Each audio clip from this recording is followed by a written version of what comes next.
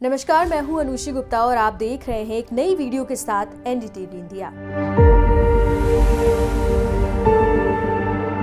Taiwan पर चीन के हमले की स्थिति में अमेरिकी नौसेना ने एक रणनीति तैयार की है जिसे नरक की आग कहा जा रहा है।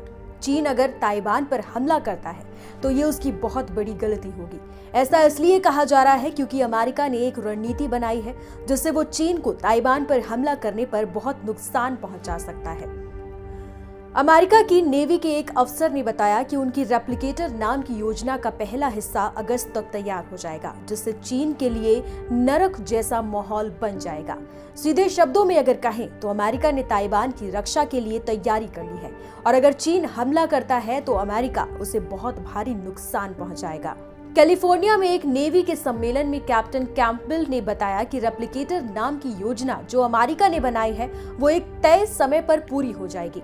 इस योजना का लक्ष्य है कि अगस्त 2025 तक अमेरिकी सेना को बहुत सारे ऐसे सिस्टम मिल जाएंगे जो बिना किसी इंसान के भी अपने आप काम कर सकते हैं और दुश्मन को नुकसान पहुंचा सकते हैं। 2024 में तय किए गए अगस्त 2025 तक वॉर फाइटर्स को हजारों मल्टी डोमेन एट्रिटेबल ऑटोनोमस यानी कि ADA-2 सिस्टम प्रदान करने के लक्ष्य को पूरा करने में सक्षम होगी। यूरेशियन टाइम्स में प्रकाशित एक खबर में ये जानकारी दी गई है। आसान भाषा में आपको समझाएं तो अमेरिका एक ऐसी तकनीक बना रहा है जिससे वो बिना ज्यादा सैनिकों को खतरे में डाले लड़ाई लड़ सकता है और ये तकनीक जल्द ही इस्तेमाल के लिए तैयार हो जाएगी। एट्रिटेबल का मतलब है कि ये ऐसे हथियार हैं जिन्हें सस्ता बनाया गया है ताकि अगर वो खराब हो जाए या नष्ट हो जाए तो कोई खास नुकसान नहीं होगा। इन्हें फिर से इस्तेमाल किया जा सकता है या आसानी से बदला भी जा सकता है। नरक जैसा माहौल और रेप्लिकेटर आपस में जुड़े हुए हैं। रेप्लिकेटर प्रोजेक्ट का पहला हिस्सा ऐसे ड्रोन बनाने पर केंद्रित है जो पानी के ऊपर और नीचे दोनों जगह काम कर सकता है और ऐसे हथियार इस्तेमाल कर सकते हैं जो दुश्मन को नुकसान पहुंचाते हैं। इन सब का मकसद एक जैसा है, नरक जैसा माहौल बनाना कि अगर चीन ताइवान पर हमला करे तो वो नाकाम हो जाए। रेप्लिकेटर इनिशिएटिव का उद्देश्य क्या है? इस पहल का मुख्य लक्ष्य आर्टिफिशियल इंटेलिजेंस यानी कि AI, रोबोटिक्स और तकनीकों का उपयोग करके हजारों ऑटोनोमस सिस्टम को जल्दी से विकसित करना और तैनात करना है। इसका मतलब है कि ये सिस्टम मानव हस्तक्षेप के बिना कार्य करने में सक्षम होंगे। ये पहल मौजूदा AI और रोबोटिक्स जैसी तकनीकों पर निर्भर करती है ताकि कम समय में अधिक से अधिक क्षमताओं का निर्माण किया जा सके। हजारों सिस्टम का उल्लेख ये दर्शाता है कि ये एक बड़े पैमाने पर प्रयास है।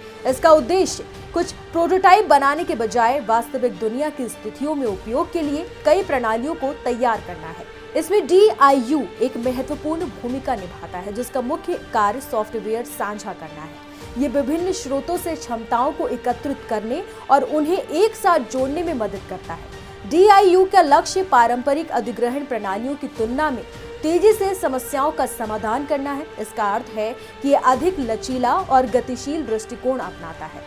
DIU ये सुनिश्चित करता है कि विभिन्न तकनीकों को एक साथ लाया जाए और एक एकीकृत प्रणाली में काम करने के लिए डिजाइन किया जाए। आपको बता दें कि रेप्लिकेटर पहल के पहले चरण के तहत अमेरिकी सेना ने एरोविरोनमेंट के स्विच ब्लेड 600 लूटिंग म्यूनिशन को प्राप्त करने के लिए $1 बिलियन अमेरिकी डॉलर आवंटित किए हैं। ये दिखाता है कि परियोजना को कितनी गंभीरता से लिया जा रहा है।